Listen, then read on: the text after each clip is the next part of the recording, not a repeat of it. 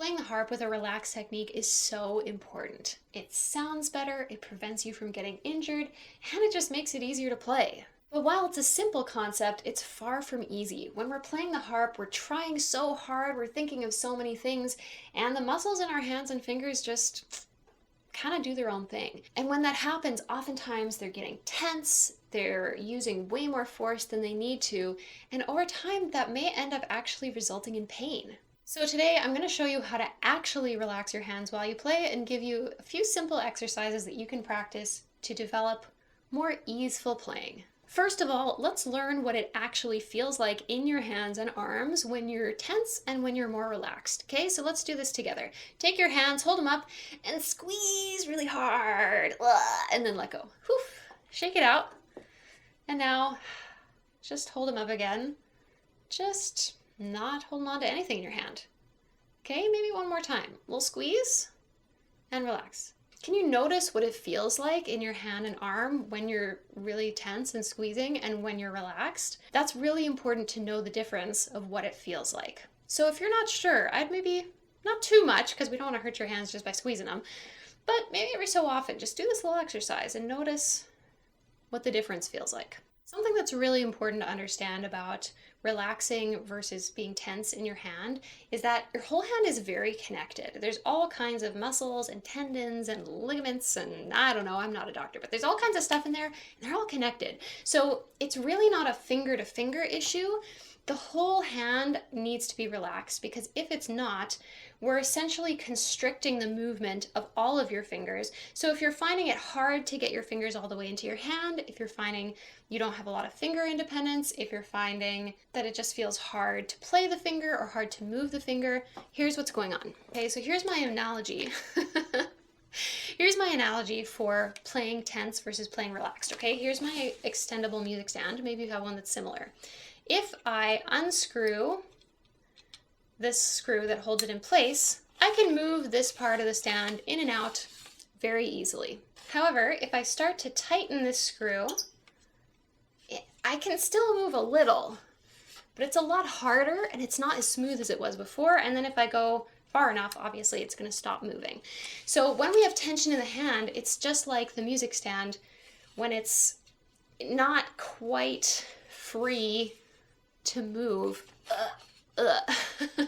So when we relax our whole hand, what we're doing is opening up for smooth movement. Okay, so here's our exercise. Take your favorite hand and just place it 4, 3, 2, 1 on C, D, E, F. Pretty basic starting position.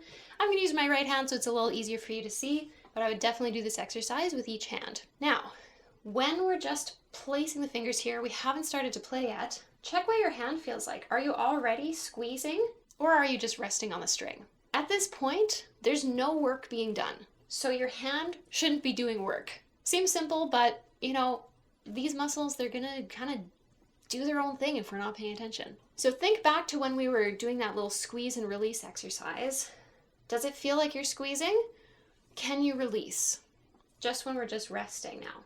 At this point, it should feel like your finger could easily move in any direction that it wanted to, even though it's not moving right now.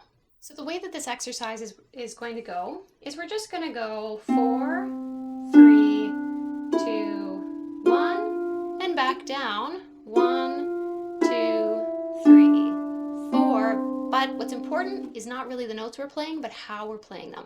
So after you play each finger, you want to bring the finger into your palm and then let it drop into a neutral position. What does that mean? Well, let's try this. Hold your hands beside the strings, and then first thing is you want to kind of think about just keeping the fingers in your hand. So we're kind of just holding beside the strings like we would as if you had just finished playing something and you closed your fingers.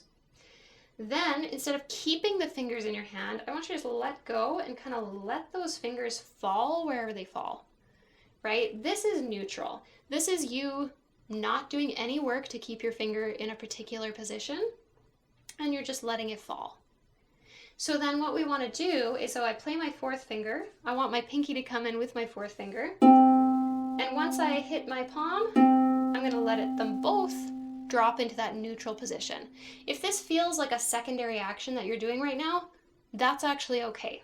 Okay, so when I go my third finger, all three of these fingers are going to come in together, and then all of them are going to drop to neutral. That's finger 3. Finger 2, same thing.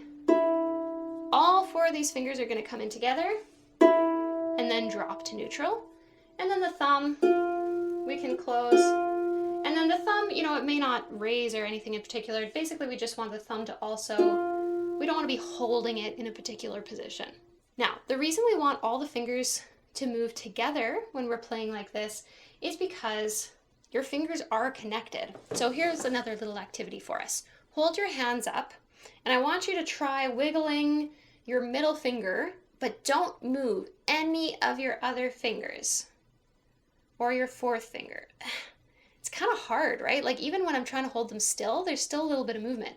If I don't try to hold them still, what naturally happens is the fingers beside are pulled along. And that's just the biology of our hand. And so what happens is when we're playing the harp and we're trying to essentially keep the movements of our fingers separate from one another.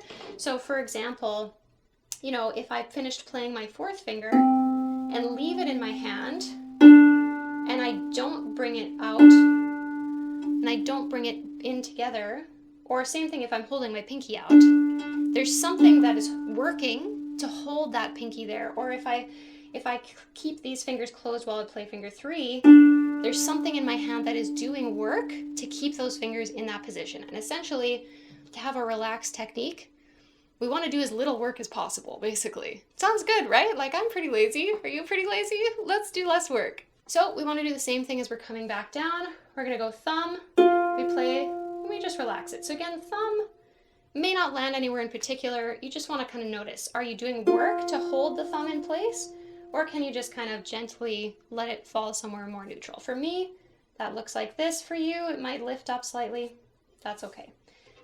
So I'm going to play my 2, then relax, 3. So when I play my third finger, you're going to notice that my second finger is going to move with it. And then when I'm going to let it relax, come back to neutral, so it's hanging down. And then the fourth finger and the pinky, they're also, all the fingers are going to come in and then drop. Now, as you're doing this, you may find you have a hard time maybe getting the third finger to move very far. That's okay. Everyone's hands are different, everyone's bodies are different. Personally, I'm very flexible to the point of maybe being too flexible, but maybe your hand isn't, and that's okay, right? If something is painful, please don't do it. Please don't try to push through it. If you do these exercises over time, you may find that your range of motion improves, that your flexibility improves, right? Because again, with our music stand from before, the more you're gripping, the more that actually reduces your range of motion. So as you learn to let go, hopefully your range of motion will improve. If you're dealing with something like arthritis or some other problem, I did find a really good physiotherapy video with some very gentle range of motion exercises for the fingers and hands, which I'll link in the description. Now, one final note about our exercise here. I want you to try to play one more time and see if you can notice where in your hand feels like is doing work. Is it in the back of your hand? Is it your palm? Is it somewhere in your finger? What do you think? Is it in your wrist maybe? That might be something to pay a little attention to if you feel like it's your wrist. What I want you to try to imagine, you don't have to like do anything, but I want you to imagine that the place in your hand that is doing the work, that is playing the string, is actually the tip of your finger. I want you to imagine there's some strength in the tip of your finger, and everything else in your hand and your fingers just floppy. Not literally, we're not gonna fall off the strings here. But if we can imagine that there's strength, the tip of our fingers, we're gonna get a much lighter articulation. It's gonna feel a lot less heavy. It's gonna be much more relaxed. And we're dropping to neutral. We can just go up, we can go down. Something else I want you to think about when you're playing from your fingertip is that this kind of buildup of strength at the string, that's really the whole goal of playing the string. It's not really about getting to your palm. It's really about applying some pressure to this string and then releasing it. So when we talk about bringing your fingers to the palm, really what that's about is about follow through. It's about a buildup of energy here And then when you let go of that, it's like people who golf, right? You don't hit the golf ball and stop. They swing and they keep going. Same thing for us at the string. We have a buildup of energy here, we let it go, and there's gonna be a movement because of that. So it's not about, your palm is not the destination, it's kind of a consequence. If you're finding that you don't necessarily have the range of motion in one or two of your fingers, or maybe even all of them, to get all the way there, that's okay. Think more about what's happening at the string. Think about allowing your fingers to be free to just carry through whatever inertia builds up at the string, and however far that carries you, that's okay for now. If you are able to get all the way in, keep working on that, but just don't do something that hurts. Once you've had a chance to try out this simple exercise, you can try applying this dropping to neutral thing and playing from your fingertips on pretty much any exercise, any simple exercise you like to do. Just go through it slowly and try applying that.